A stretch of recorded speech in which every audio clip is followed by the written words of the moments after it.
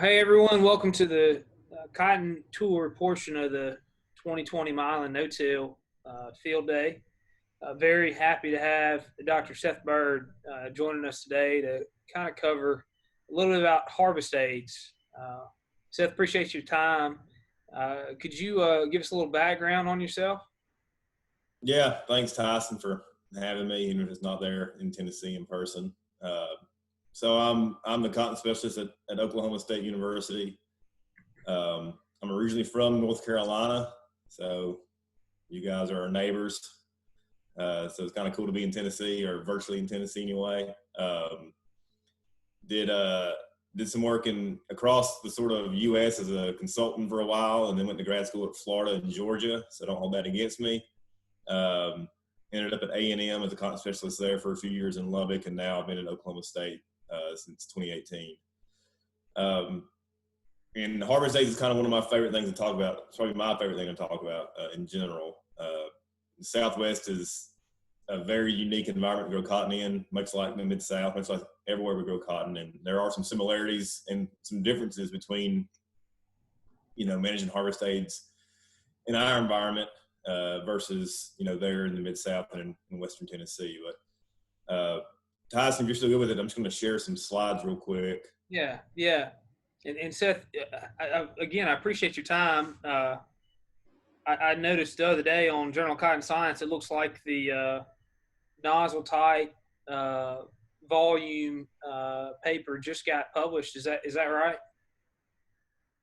Well, that's good news to me. I knew it got accepted. I didn't know it was out, so that's good. And that was a fun study. Yeah. Glad it's over. But there'll be a little bit of information here about that. But yeah, that was a belt-wide harvest aid project that encompassed, I guess, locations from Arizona all the way to North Carolina and everywhere in between.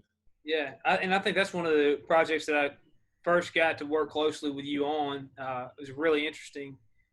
So yeah, looking forward to seeing some of that data in the presentation today. Yeah, that was a really useful study, I think, for everybody.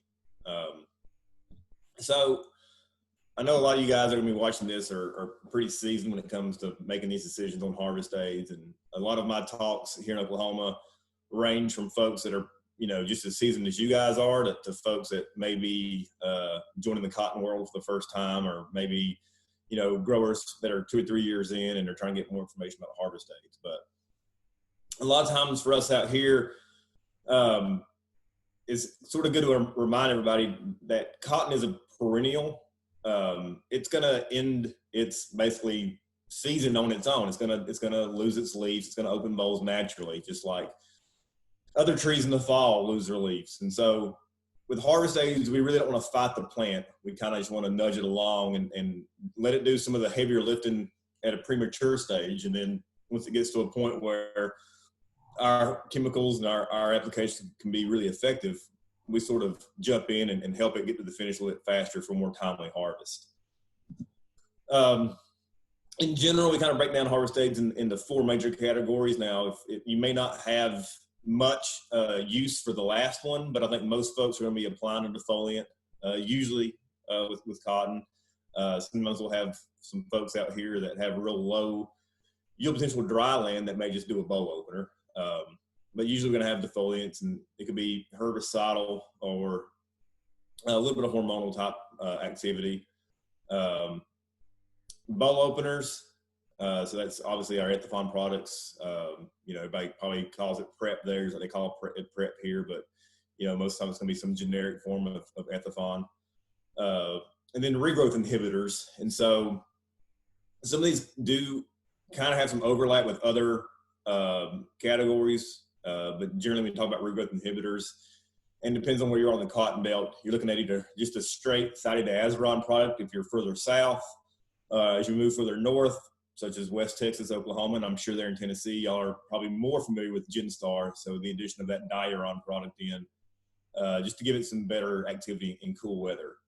And then desiccants, and I don't know how much desiccants, are used out there. And some folks will put some of the PPOs that I will put into the defoliant category down into the desiccant category. But for me, a desiccant is kind of a paraquat product that we're going to use on a second pass when we're using a stripper harvest method, which is pretty common in Oklahoma.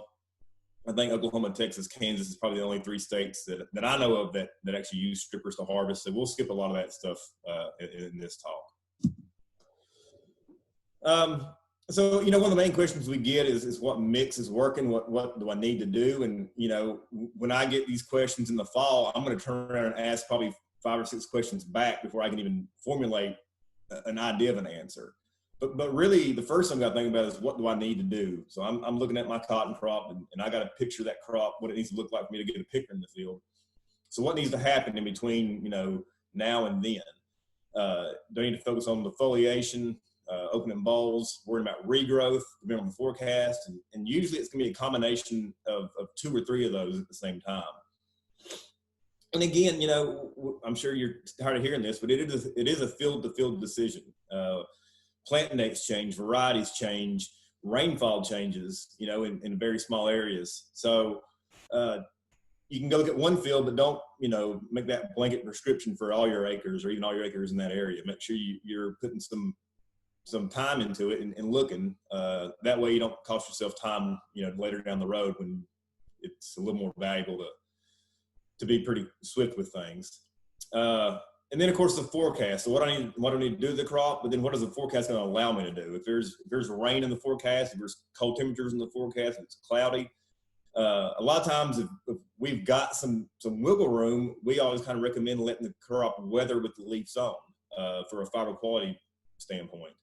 If I've got good conditions, then, warm, sunny weather, no stress, we don't, if you've got stressed plants, those leaves are going to be a little harder to remove, then I'm going to try to maybe get as much harvest aids out as I can, get as many fields ready to harvest as I can, but also keeping in mind my realistic ability to get that crop out of the field. A lot of times we see harvest aids go out, they may apply them to several hundred acres and then only get, 200 or 300 acres out before rain comes.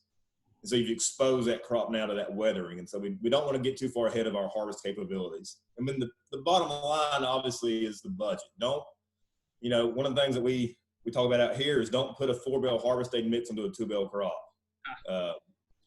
Vice versa, don't put a 2-bale harvest aid mix into a 4-bale crop because you're probably making 2 or 3 other passes after you do that. So make sure, this is the last pass. I think a lot of times, harvest aid is kind of the last thing between you and getting done with that season. And you're probably sick of looking at that crop by now. Cotton is a very time-consuming crop to produce. But, I think there's a lot that can be gained and a lot of benefit from getting the harvest age right. And maybe that's making a little more timely decision, and maybe that's putting a little bit more money into a first pass rather than making 2 or 3 passes. So just understand the budget, understand how much you've got in the field and what you want to get out and what you can afford to do. Just a real quick, normally I wouldn't even show this slide, but Tyson and I were talking ahead of the recording, and he mentioned there being some late planted cotton there, or that y'all are kind of behind this year. We seem to be behind every year in Oklahoma.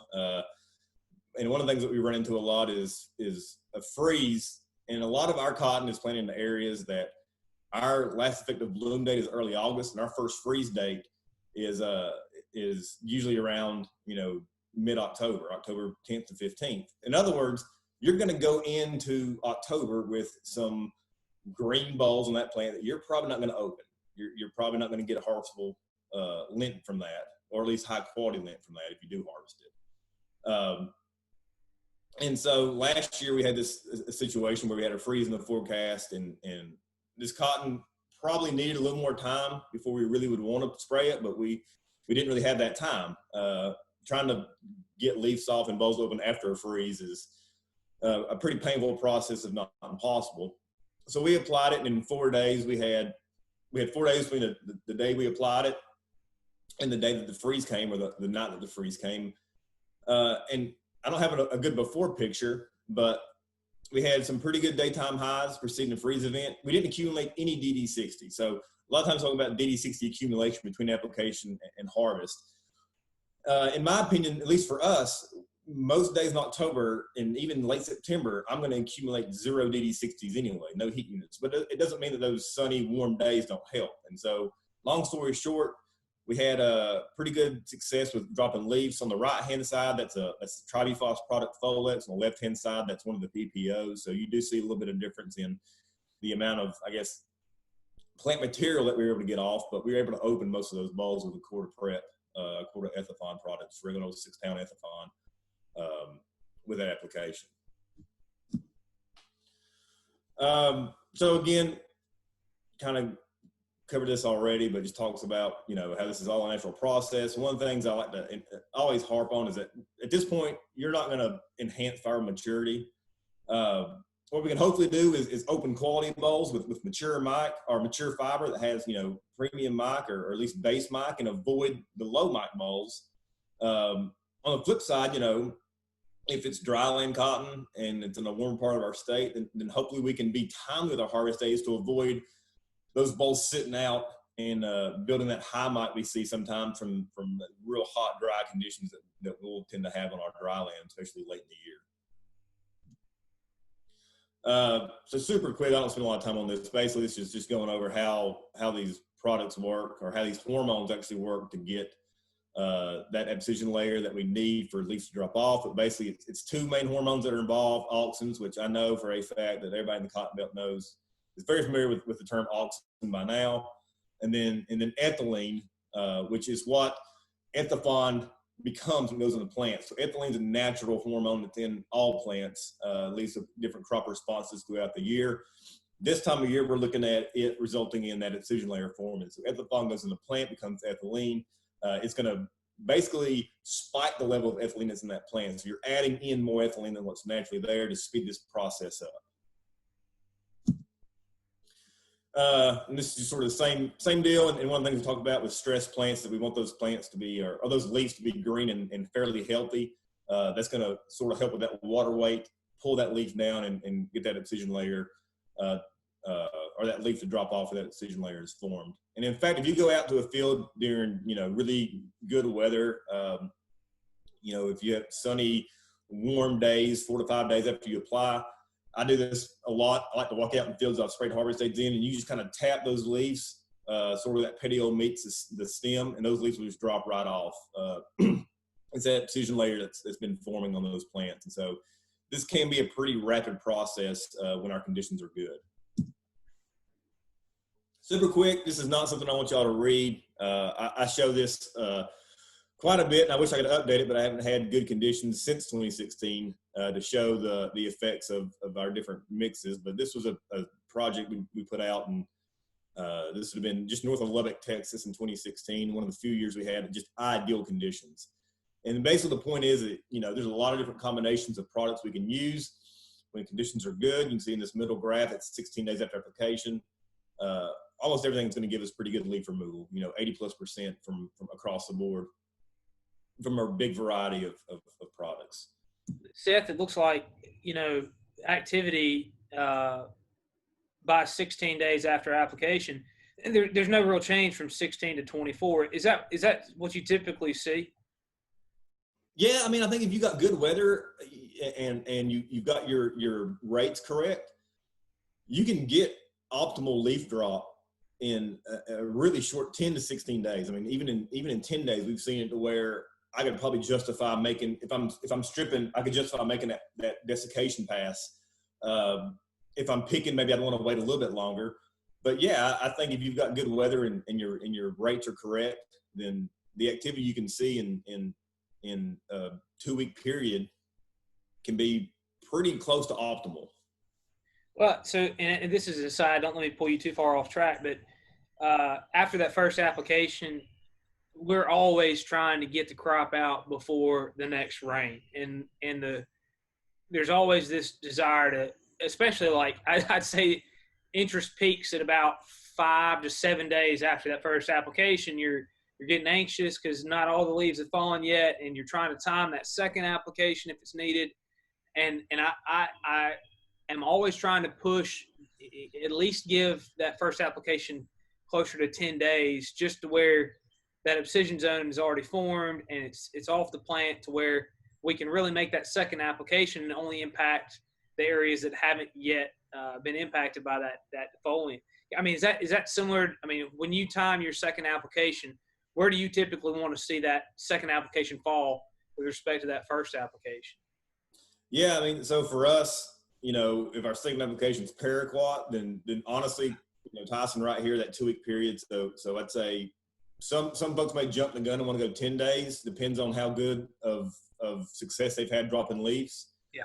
So basically, once you put that paraquat out for us, whatever's on the plant, you're going to have to be happy with it being on the plant because it ain't going anywhere. Yeah. In a bigger situation, if you're coming back with something else to try to prep it, then I'd say you'll typically see, I guess, folks tend to wait a little bit longer with that because with the pickers you're more sensitive to the leaf being on the plant. You really want optimal leaf drop during that picker through, whereas with our strippers, they have onboard field cleaners. They can handle a little bit more leaf material. But you can see here in this 8 days, well, I can't see my chart here, but let's see, what is that? That's Folex and finish here. Sorry, I had to move my face there so I can see my bars. But so that had a pretty good 80% leaf drop there pretty early, and that's something that sometimes you'll see. We also talk about Folex and our Ethivon products being synergistic. Yeah, a little more leaf drop with them together than you will one or the other alone. But I think in general, nobody's going to want to go out there and pick or strip with 40% of the leaf still on the plant. Yeah. And if you look at the paraquat, so we started out with basically pretty close to maybe a little bit less or more leaf than that. So we've defoliated a decent amount. And this is basically almost looks like a non-treated down here. If we start out with a natural defoliation of 25%, then we still got some work to do at 8 days, but by 16 days, and I'd say probably by 14 days, most of these are going to be good enough to where you can think about making that second pass if you need to. Gotcha. So one thing also, Tyson, speaking of basically getting yourself into a situation as quick as you can that you want to make that second pass, don't cheat yourself on carrier volume. One of the best things you can do besides choosing the right products, which as you said in that last graph, maybe you can have a little more forgiveness. What won't be forgiving is a low carrier volume. So on the left-hand side, that's 5 GPA. On the right-hand side, that's 10 GPA. These were turbo T tips. So maybe something that's, I don't, and we vary from flat fans to turbo Ts on a lot of our passes. And some folks maybe even go with the TTIs or the AIXRs. But it doesn't really seem to matter. And this is from that study that Tyson mentioned earlier about our tip by GPA belt-wide study.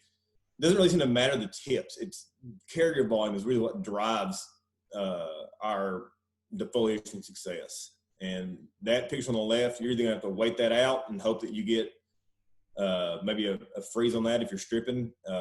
If you're picking that, then that's probably going to be, I guess for me, Tyson, I'd recommend another pass on that. I wouldn't feel very good about putting a harvester in the field, that picture on the left, despite the fact that you're basically 100% open. And so you've got your bowls open, you're ready to go. You just got too much leaf on there to get in the field. And that's to me, that's a bad spot to be in because now you're making a pass that if you up to GPA the first time, they're at 10, you can see there that cotton's basically ready to go.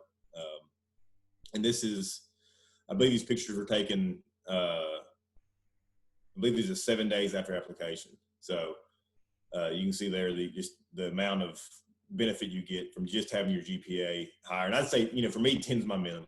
I don't go below 10, and I don't like to recommend going below 10. So carrier volume's a big key. I am going to kind of cruise to this pretty fast. I think most of y'all probably know these methods, open bowl percentage, 60 to 75% before you want to trigger an application. Nose of crack bowl or 3 to 4. And then obviously if you need to really get in there, you can cut and slice bowls to determine what's harvestable or mature. I really do want to harp on this last bullet point though. that all of our harvest day timing recommendations are based on proportions of harvestable bolls. We don't take into account every boll in the plant unless every boll in that plant we think is harvestable. And let's be realistic and not optimistic. That postcard cotton where everything's open and it looks great, that's awesome when we do that. But we need to make money. That's what keeps us planting cotton next year and the year after that is making money on the crop. And sometimes it's not economically justifiable to open every boll in the plant. And I encourage you guys, I don't have it in this presentation. We have one that we developed in Texas, but there is a money tree for cotton, I think, out of Mississippi State. It's a really good resource. I used it for a long time until I discovered we had one that we could put together from some old data for the Southwest. But look at that money tree. It's a great, to me, decision-making tool when you're in the field looking at making these calls and what you really want to wait on and what you need to, go ahead and get out. But basically, we're talking about that black layer around the seed coat there, lint stringing out. Those are what we want to see from a harvestable mature boll. So you're starting to see that here in that second one from the left. Here, some of these ones further to this end of the spectrum are still going to have some a lot of moisture when you cut it open. I'm sure if you guys cut and slice bolls, you've seen the moisture in the seed, either in the seed itself or in the lint when it doesn't string out on that boll sliced. Here's an ideal situation: 60% open. I'm also 4 nodes with cracked boll, and that means I'm 4 nodes from my uppermost.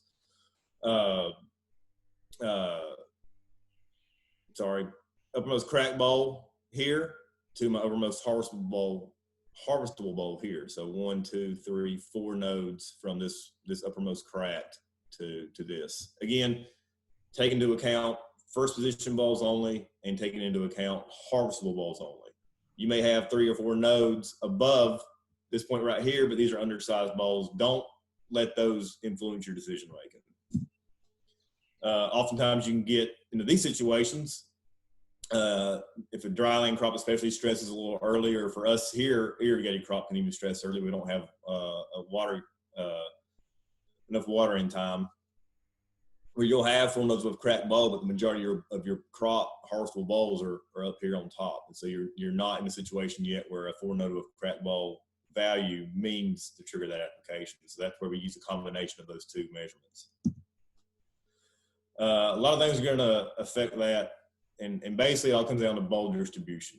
You can think of anything that's going to affect the crop and where it places bolls, whether it's a shed or a variety or the way you manage it or some other sort of stress. Boll distribution is what really determines our open boll percentage and nodes with cracked boll relationship. So a lot of the data that is used even in Oklahoma comes from other places. Maybe it's South Texas, maybe it's the Mid-South, maybe it's the Southeast. And so one thing we wanted to do this past year for us in Oklahoma was let's validate this, harvest day timing model for us. And so we had a couple of locations in 2019.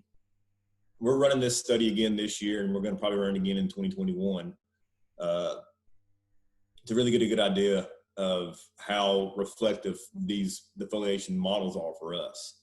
And what we did is basically we started early. We started at 7 nodes above crack boll, and we applied a harvest aid basically every 4 to 5 days. And just for clarification, it was 16 ounces of Folex and a quart of Ethafon at every application. And we ran that all the way through the season until we had a freeze last year. So we didn't get all the way to no nodes of crack boll, but the freeze basically came before we made our final 2 applications up here. And one of the things we want to look at was, how much good are we doing in a short period of time? So basically every 4 to 5 days we're making an application, but we're also going back and we're looking at how much boll opening activity we had on our previously applied treatments. And so I have a student who's basically going out there with a pair of digital calipers, and he takes 7 plants in every plot, and he measures the diameter of every unopened boll that he sprays it. And then we flag them based on the size, based on the calipers. And we have always heard that, if a boll is a quarter size or larger, we expect it to open. with a harvest date application. That's kind of been the harvestable bowl threshold was, is it the diameter of a quarter? And so for him, if it's a diameter of a quarter or bigger, it gets a certain color of ribbon on it. If it's between a nickel and a quarter, it's another color, and so on and so forth, all the way down to things that are less than a dime. And so we've got harvestable bowls tagged and undersized bowls tagged. This graph here is just looking at harvestable bowls, because really I'll just tell you our undersized bowls, even when we opened some of them, they didn't really contribute enough to make it a problem, which is really what we wanted to see. But our white bars here are our values the day we applied harvest dates. So you can see here at 7 nodes of cracked bowl, we were a little less than 20% open. At about 5 nodes of cracked bowl, that climbed up to about 50, a little over 50% open, and so on. And then in that 5-day period between application or after application, you can see the orange bar there showing how much bowl open activity occurred. So, this earlier one, we had a lot of bowl opening activity, but we had a lot of bowls to open. So we climbed from, a little less than 20 to close to 80% in that 5-day period. And then as you go on, you see, obviously you have less bowls to open, there's less activity. And the gray bar is at the end of the year, our percent open on those plants. And I'm not saying that it's easier to open bowls when you apply early. So we need to take into account the fact that if I'm 7 nodes of cracked bowl, I'm also applying earlier in the year. I'm applying, this application goes out in late September. There's a huge difference in Oklahoma between the last couple weeks of September and the first couple weeks of October. For whatever reason, it turns from summer to winter. It's just how it goes. So I've got a lot better conditions at this period in time over here on this side of the graph to open bowls in. So it's not so much that it's easier for the products, or that, we're just going to be able to start applying all of our harvest dates at 7 nodes of cracked bowl. We just got better weather conditions over here for these hormonal products to work. That's really all we're showing. And for us, it's important because sometimes you can go from, late September week of 70-degree highs, or even in the 80s, to the first week of October hitting a freeze. And so we can get some activity in a short period of time in some of these situations where we can go from good conditions to awful conditions basically overnight. It's not ideal, but we can at least show some benefits. We can show a little bit of, hope for getting some of these bowls open and getting some of that cotton out of the field that otherwise we might just leave. And this is micronair, and for us in the Southwest, I think often, especially the further north you go in the Southwest, low mic is a concern. I came from Georgia before I came out here, and high mic was one of our concerns, especially on our dryland cotton. Here it's more low mic, and for this study in particular, if we're opening a bunch of undersized bowls, are we going to basically dilute our mic? Are we going to put a bunch of low mic lint in there and decrease our fiber value? And we didn't really see an effect on mic. You can see these bars are certainly different heights. Some of them are closer to 5s than others, but everything was basically base or premium mic in this study across that range of nodes of cracked bowl on the bottom here. And we had another location in this study that had more undersized bowls, way more undersized bowls than this location had, different varieties. And this is irrigated. Our other location was dryland. Even in that situation, we didn't see a micronair effect. Again, 1 year data, 2 locations. We need to do more work to get anything real solidified here, but there's certainly some interesting results from this. So just a few things to keep in mind. Looking at our schedule on harvest applications and harvest, not getting too ahead of ourselves.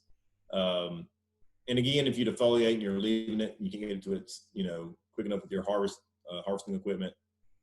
That cotton that's 100% open, and no leaves on it, that's prime for regrowth. If you have warm weather and you get a rainfall on it, you can get to a mess pretty fast.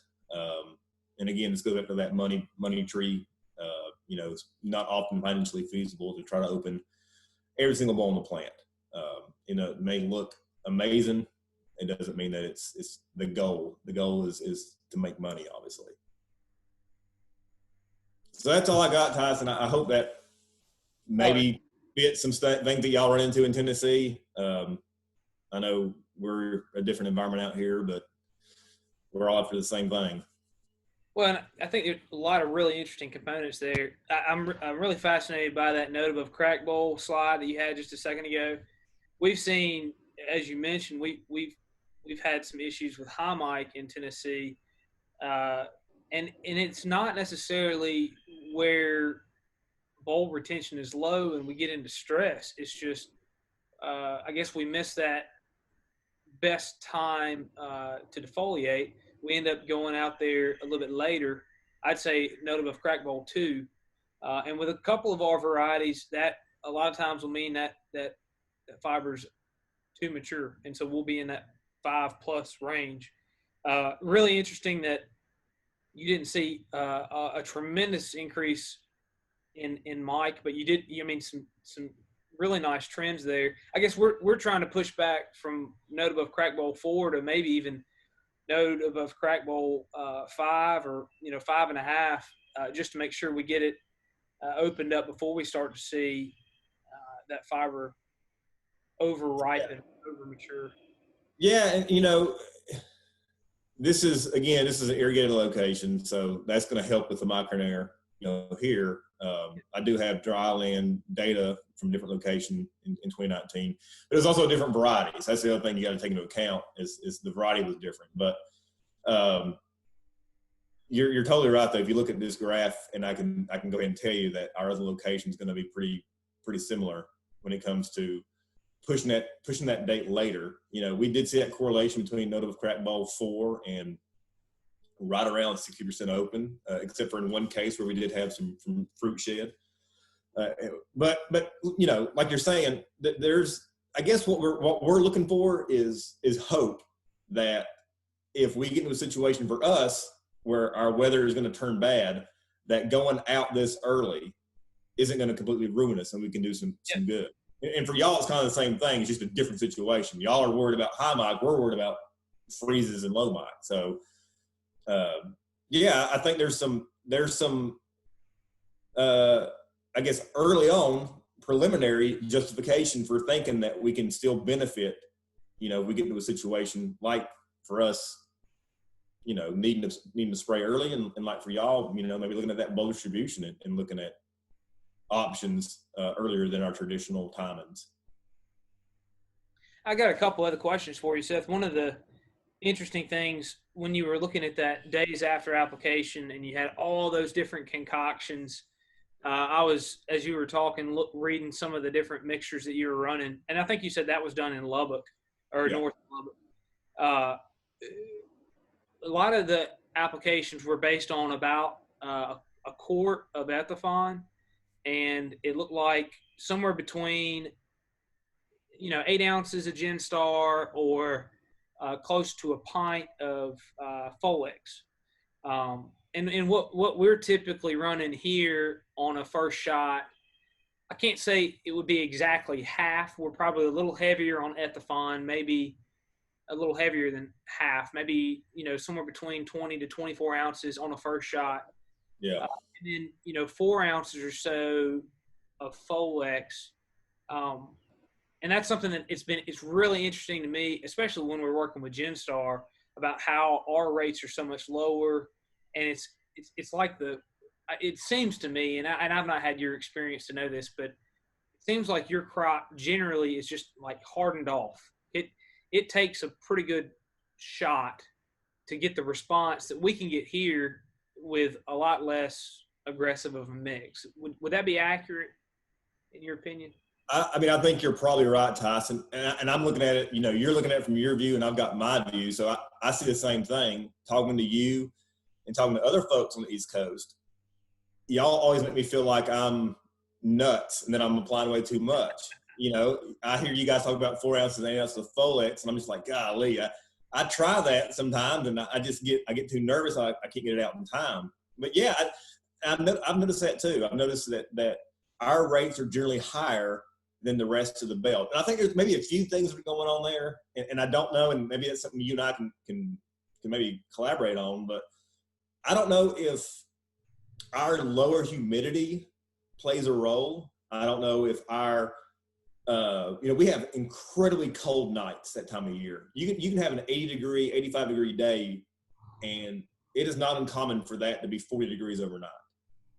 So our day to nighttime swings in temperature are, to me, compared to, you know, my time in the Southeast, pretty drastic.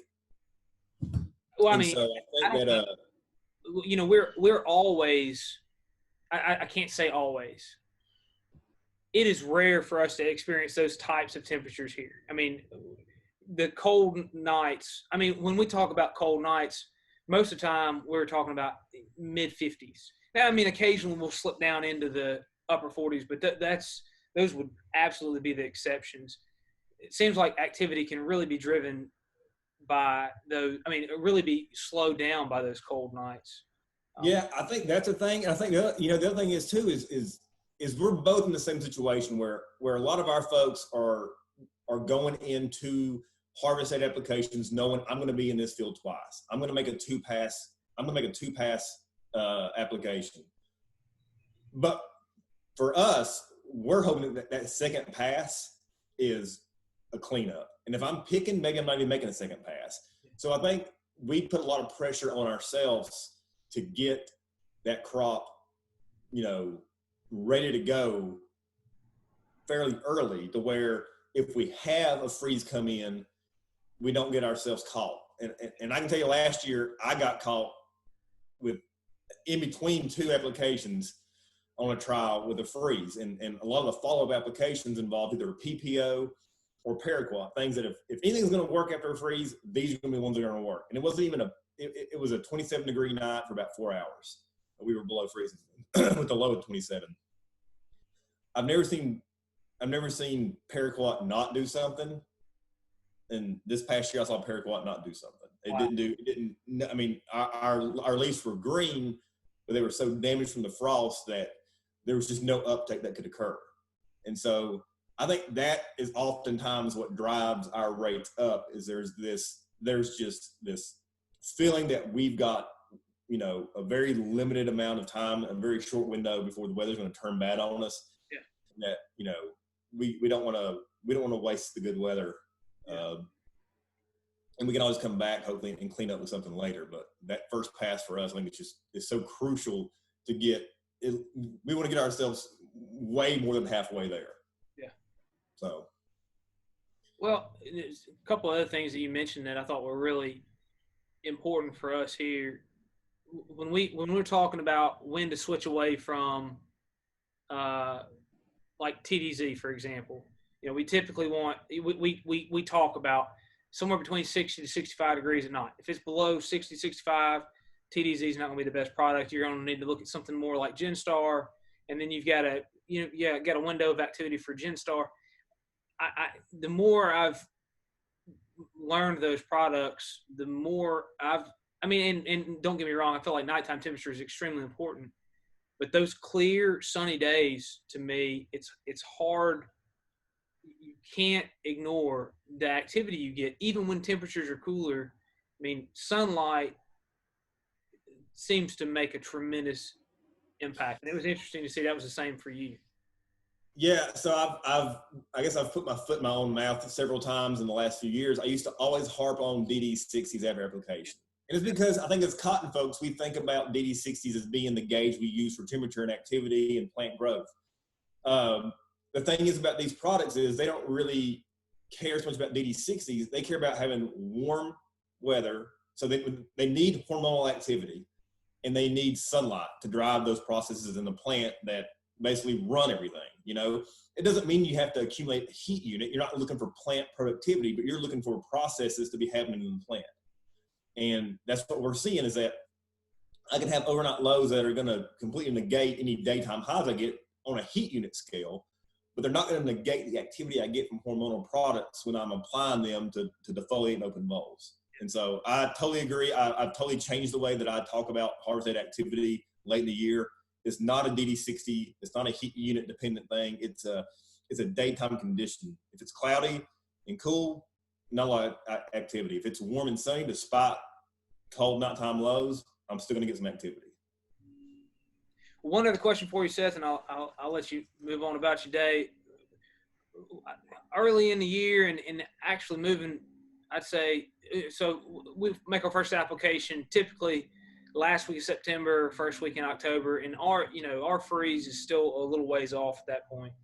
I always get the question, how much Ethafon maximizes my response? Do I need to put out 42 ounces? Or is 24 typically enough? And I know the environment has a lot to do with that. But if conditions were good, we had weather that would support hormonal activity. Where have you seen Ethafon kind of activity peak as far as a rate in a good environment scenario? Yeah, so you've got the extremes, and you try to do anything too late or in too short amount of time, you're not going to get activity regardless of how much you put out. So I think for us, it's weather dependent. If you're warm and sunny in daytime highs are in the 70s and 80s, then you can see a lot of activity from, a pint and a half, it's that 24 ounce rate. I'd say for most folks here, you're going to be between 24 ounces and 32 ounces all the time. And I'd say the reason that you saw 32 ounces was my, basically at the bond rate in every treatment is because that's almost the default rate for everybody. Everybody's going to run almost a quart every time. And this is 6 pound Ethafon. And I'll just say this, that I personally haven't seen a lot of benefit to some of the other formulations of Ethafon at lower rates than what you'd use 6 pound. So to me, that 32 ounce rate is pretty common regardless of what product you're using, if the conditions are good. So, but again, if it's warm and sunny, 24 ounces. If it's low yield potential cotton, obviously you don't want to put as much in. Maybe you want to go with that 24 ounce or even 16 ounce rate, somewhere in there. But yeah, later in the year, if it gets cooler, maybe bumping it up. But, I think in general, that quart rate in most conditions is going to be the way to go. For us, and for y'all, it may be a lower rate because you probably got a little bit more conducive nighttime activity than we do. So, and I think we try to protect ourselves. We got 42 on label, so we try to protect ourselves to have at least something, a chunk that we can put in late if we had to. And that's smart because most folks that I work with, they got to go back to going out with 10 ounces. They don't want to stay on label. And let's, 10 ounces of Ethafon, if it's that late in the year, that's not going to do a whole lot. So I think that's smart. If you have conditions that 24 ounces or 16 even can work in, then do that. Don't go overboard your first time if you can get activity out of that rate. Well, Seth, thanks so much for your time today. This would be the time where I guess we probably switch tours, and I don't know. Tonight I'd be feeding you a steak, and we'd have a good time. But I hate that we had to do this virtual. I sure appreciate your time. I'll pay you back on the steak some other time, and hopefully we can have you over here in person sometime soon to do this again. That sounds good. I'll hold you to it. All right. Thanks, Seth. Thanks.